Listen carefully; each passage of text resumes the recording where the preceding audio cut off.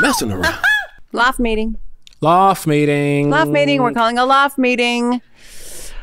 All right, this is our Loft Mate show where we welcome special guests and fans to the loft to talk about all things New Girl. We've got some great emails and messages sent in, so we are going to kick it off. All right, Lamorne, you want to read it?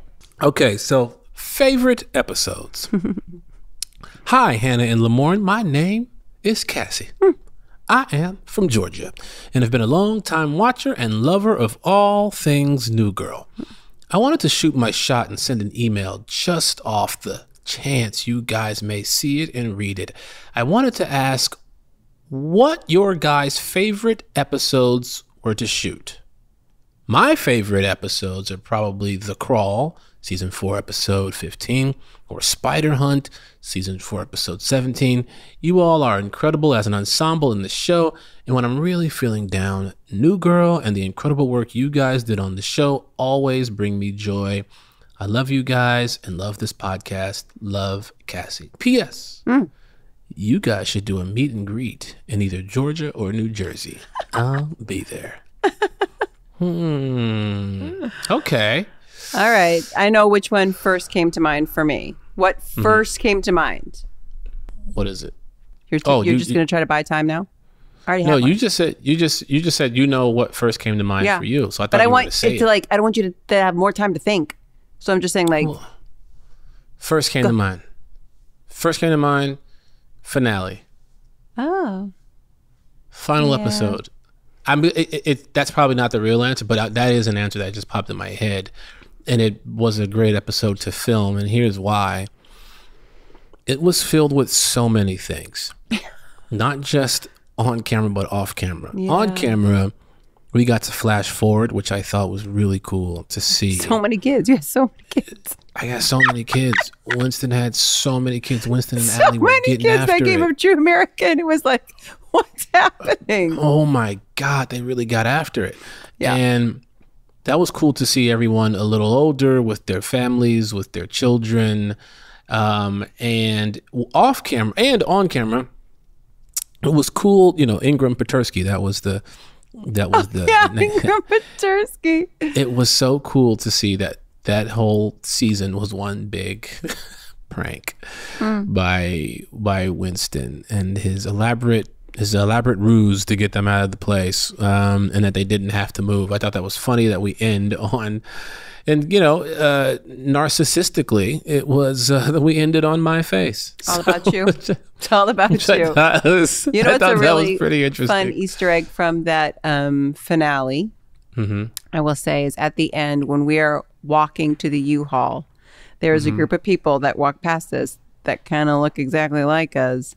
And it was the wonderful, talented stand-ins that we had for many seasons that are supposed to look kind of like us because they stand in for lighting, but are also so wonderful in helping us with any script adjustments or blocking or props and stuff. They would always convey everything to us. And so it was a really cool moment to have them on camera and to have that moment in passing and to have them honored in the finale like that was very cool. Okay, but that's not my episode. Yeah. Well, what's your episode? First one that came to mind. Oh, wait. I'm not done with my answer. Oh. Off camera. The reason why I say this is my favorite to film was that everybody from the office, from accounting, from production, from staff, people you don't see every day, they would always drop by the set. And I remember on that last day, the last moment that we shot was us all standing on that box. In an empty loft. In an empty loft. And I remember everybody off camera just watching. And you definitely felt it. It was a very emotional moment. Now. I know. And I just remember after people were saying their goodbyes and looking up, everybody looked around and they wondered where Jake was. It was already gone. Jake had already left. By the way, first of all, I will say it was something like 7 a.m. We shot all through the night, I feel like. And it was long. But it was a weird feeling because the loft was really empty. It was done like that, and it had never been empty. Yeah. Even from the pilot, we'd never seen it bare bones before. It had all of that history and story to it, and it was unnerving But yes, it had been a long week and a long decade. And I'm sure he's like, I need to go to bed. Yeah, that's really funny. That's really true. That's funny. All right, my episode. First one that came to mind. So I might say something if the same question came up in a week. I might say something else. Was background check. Background check. Honestly, you know what I'm talking about. It's the 6th season or 4th season, 6th episode. That's the 78th one we shot. I just learned that. It was so fun where they think they have meth, that a cop shows up. We're all lined up against the wall. It was such a fun episode to shoot because I feel like those box episodes where we all got to be together, we're all in like this big A storyline basically. And we're all now just like interacting with each other and bouncing off of each other as opposed to like separated. Something happening in the loft, something happening at the bar, something happening here. We all just got to spend the week together. And that was always just fun for us because we weren't running around town. We got to just show up at work for 5 days, walk into that one set. And off camera, like you were talking about, was just super fun because we had all this downtime. We could just laugh. And it was such a silly episode of us acting like kids that got in trouble. So it was super fun to shoot. I loved shooting that one. Background check. That's good. Background check. That's a good answer. All right. Next question. Heartwarming baby story. Okay. Hi, I had to share something. My son was born on March 30th, which happened to be my husband's 30th birthday. There were a lot of complications, so both myself and our baby had to be in the hospital for 10 additional days. He was in the NICU. During those 10 days, especially the hours where I couldn't be in the NICU with him, I watched New Girl.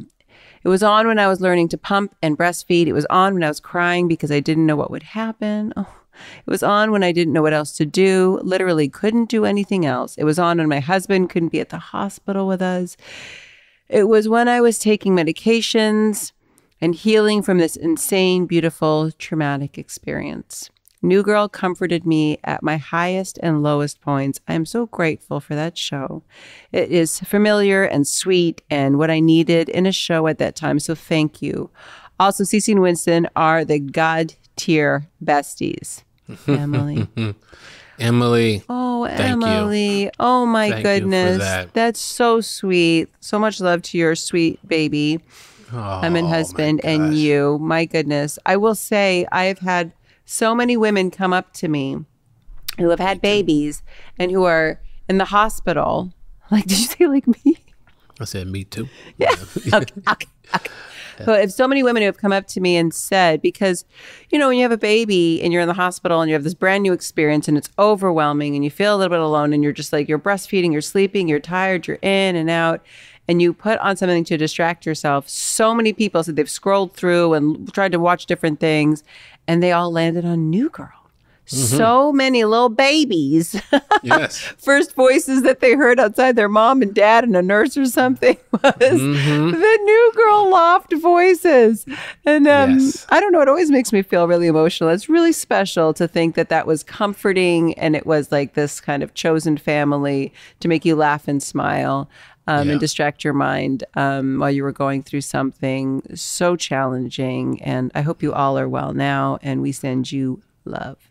So much love. You know, something very similar. I've had people tell me that not just when they're like having a baby, but when they are conceiving a baby, they are watching New Girl sometimes. And I just want to say, you're welcome.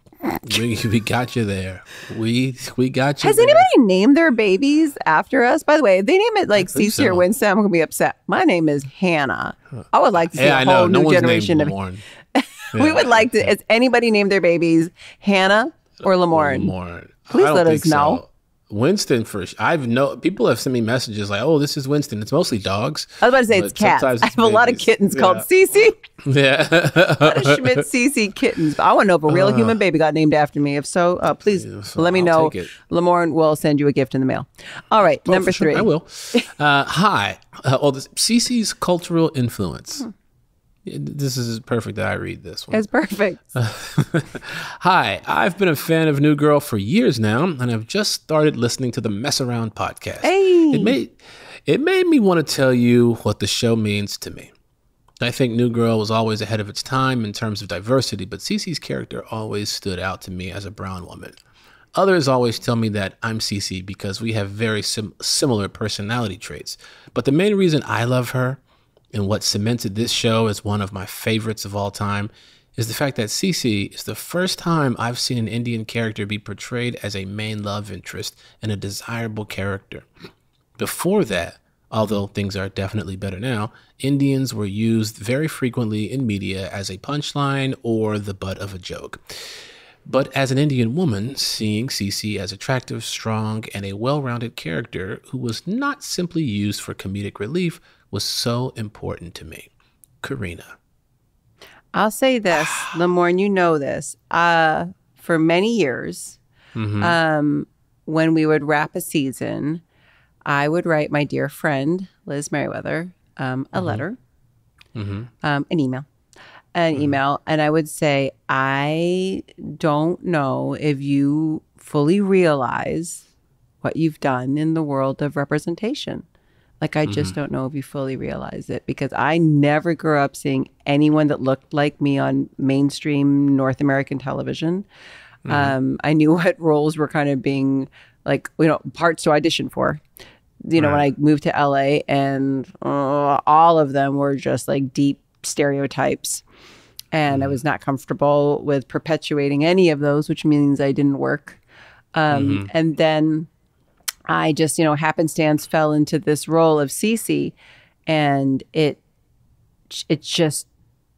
meant so much to me, because I can just remember myself as a little girl and how cool it would be to see an Indian woman just in a group of friends hanging out in this American loft. And I was like, it's so cool. And I remember like saying it to her face once, Liz.